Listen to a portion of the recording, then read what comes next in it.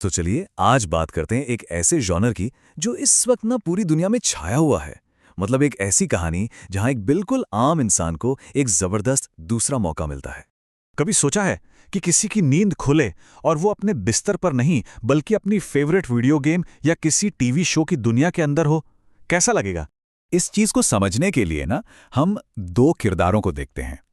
एक है हमारा गेमर जो वीडियो गेम खेलते हुए मर जाता है, और दूसरी है हमारी ड्रामा फैन जो एक पुराने जमाने के सीरियल की दुनिया में पहुंच जाती है। एक का मैदान है खतरनाक मॉन्स्टर्स से भरा डंजन, तो दूसरे का शाही महल की खतरनाक साजिशें। अब इन दोनों का सफर किसी फूलों की सेज से शुरू नहीं होता। नहीं, बिल्कुल नहीं। ये एक बहुत ही कह सकते हैं जानलेवा हकीकत से शुरू होता है। जैसे हमारा गेमर पूरी रात बिना सोए गेम खेलता रहा और बस हार्ट अटैक से अपने कंप्यूटर पर ही खत्म हो गया। मतलब उसकी असली जिंदगी का अंत काफी अचानक और बेरहमी से होता है। और उधर हमारी ड्रामा फैन, उसकी तो आंख खुलते ही होश उड़ जाते हैं। उससे पता चलता है कि वो कहानी का एक ऐसा छोटा मोटा किरदार है ना, जिसे जिसे बस मरने के लिए ही कहानी में डाला गया है। सोचिए जरा। तो कहानियों के इस पूरे जॉनर का जो मेन कॉन्सेप्ट है ना, उससे कहते हैं ट्रांसमाइग्रेशन, या फिर जो ज्यादा पॉपुलर नाम है वो है जापानी शब्द इसेकाई। इसका सीधा सा मतलब है एक दूसरी दुनिया में चले जाना। यहां से कहानी का सबसे मजेदार हिस्सा शुरू होता है। सवाल यह है कि ये लोग जिंदा कैसे रहते हैं, क्योंकि इनके पास कोई जादुई ताकत तो होती नहीं, कोई सुपर पावर नहीं। इनका सबसे बड़ा हथियार, इनका चीट कोड कुछ और ही है। और वो चीट कोड है उनका दिमाग। मतलब वो सारी नॉलेज जो वो हमारी दुनिया से अपनी पुरानी जिंदगी से लेकर गए हैं। हाँ, वही आम जानकारी जो हमें और आपको भी पता है। और सच कहूं तो यही इस जॉनर का सबसे बड़ा प्लस पॉइंट है। एक तरफ है 21वीं सदी का ज्ञान और दूसरी तरफ है पुराने जमाने की मुसीबतें, भूकंप, बीमारियां, गंदी राजनीति।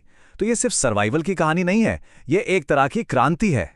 हमारी ड्रामा फैन को ही ले लीजिए। अब वो एक मामूली दासी है, लेकिन अपने स्कूल लेवल के साइंस से क्या कुछ नहीं कर डालती। बादलों को देखकर भूकंप का पता लगा लेती है, सड़े हुए संतरे से पेनिसिलिन जैसी दवा बनाकर महामारी रोक देती है, और तो और साफ सफाई के लिए पूरा फ्लशिंग टॉयलेट सिस्टम बना डालती है। मतलब बिल्कुल मामूली ज्ञान, लेकिन नतीजे असाधारण। और हमारा गेमर वो भी कुछ कम नहीं है। वो किसी मॉन्स्टर से लड़ने के लिए अपनी ताकत का इस्तेमाल नहीं करता। नहीं, वो गेम के रूल्स को जानता है। वो अपनी साइकोलॉजी की समझ का इस्तेमाल करता है। वो एक खतरनाक मॉन्स्टर को बेवकूफ बनाकर ये यकीन दिला देता है कि वो उसका बेटा है। ये है असली स्मार्ट मूव। तो देखा, ये सिर्फ अपनी जान बचाने की कहानी नहीं है।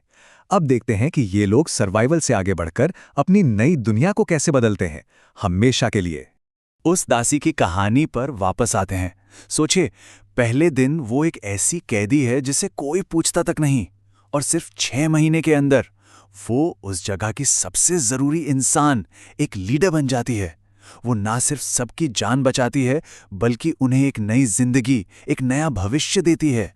तो यहाँ सबसे जरूरी बात पता है क्या है? ये किरदार बेचारे बनकर नहीं रहते। वो अपने ज्ञान का इस्तेमाल करते हैं, पावरफुल बनते हैं, और फिर वो खुद ही बदलाव का जरिया बन जाते हैं। एक मामूली सी नौकरानी से एक समाज बनाने वाली लीडर तक, और एक मरते हुए गेमर से एक ताकतवर हीरो तक का सफर।